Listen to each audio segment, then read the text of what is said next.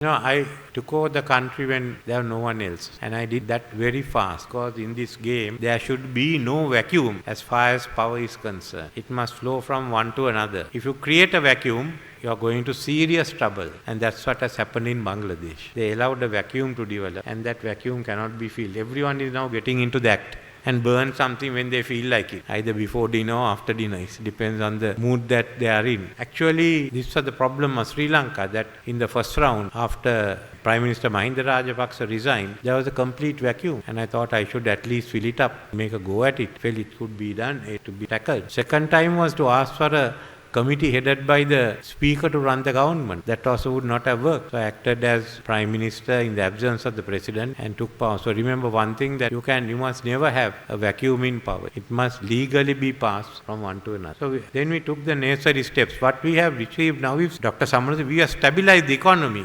But we really got to strengthen it, establish it. You say in Sinhala is tahuru karan. And the other is that we have to earn more money. If our GDP increases, your salary is increased. So how do we do that? The first is we must move towards a export-oriented economy. There's no other way out. So everyone has to look at exports. The whole medical service should be one in which, while we cater to our people, a surplus is earned by catering outside to other patients. That's why I want to see a good health service develop both for our people and for out. Otherwise, all these issues can never be resolved with the internal, the way the GDP develops enough. We have to go for about 7-8% growth over a period of time. And we are looking at new sectors. I am looking at modernizing agriculture, bringing smart agriculture, which also means that the rural poverty will cease. People will be more prosperous. We have to bring the supply network, the cold stores, the whole thing. But it should be for exports. If the global population is going to increase from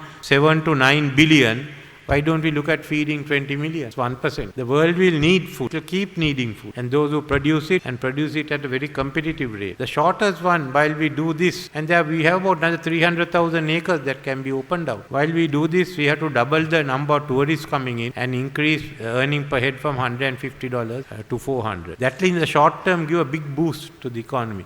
While we get our investment zones ready, the digital economy, the sustainable energy, all those are there. Think anew and go ahead. So if you make your economy an export-oriented economy, if you have a digital economy, a green economy, knowledge-based economy, and you are modernizing your agriculture sector, just imagine the changes you will have in this country, far-reaching changes. Combined with that, we will stabilize the rupee, control inflation, and then see your incomes grow. So the country grows and you grow. And into that, the other proposals that come in. Aswasuma, which is functioning now. Urumea, where you are getting freehold land. 2 million people are going to become owners in the country in the next 3-4 years. Then we are converting line rooms into villages, and the people will have their own plots of land.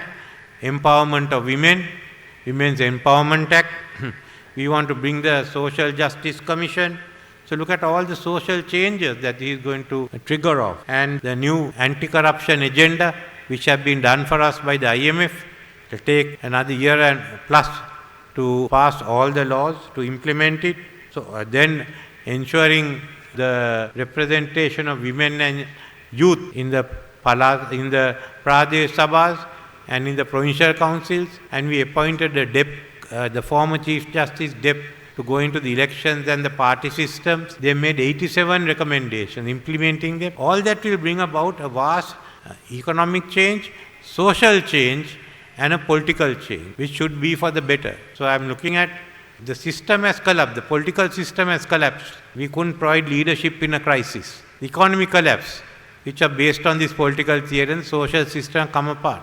We have to put everything together. So, Puluwan Sri Lanka is bringing all those sectors together to create a new Sri Lanka. The word I will use for it is not Venasa. Venasa can be anything. Peraliya. That's what we have to do as we go along. And that has to be done not by some of us, we can kick it off, but the younger generation who is waiting to take over. But in that, let's move forward, looking at a better Sri Lanka and realizing that we will need another year or plus to get over this, and valuing the services that you all are rendering at a difficult time under difficult circumstances. I know what it is. Thank you because you're keeping the country going. You kept the country going for 2 years and you will keep the country. There will be times you'll agree, there will be times when the government will disagree with you. But nevertheless, you are running an important service, and what I want to do is certainly ensure you have better prospects here and better remuneration.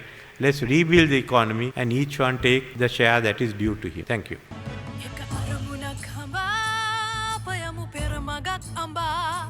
වැටි වැටි නැගී පසුණු බායමු යමු වීනපමා හිසේ තබා හිත්වල හිස්වල අරගලයේ අත්වල කරගැට මිස නැතලේ ඇස්වල දැල්වෙන ගිනිසිලුවෙන් අඳුරට සාප නොකර දිලිසෙන් මා හැදු වැඩු මව්බීම දිනනවා ඒ දාට මාලොවම දිනනවා මා හැදු වැඩු මව්බීම දිනනවා ඒ දාට මාලොවම දිනනවා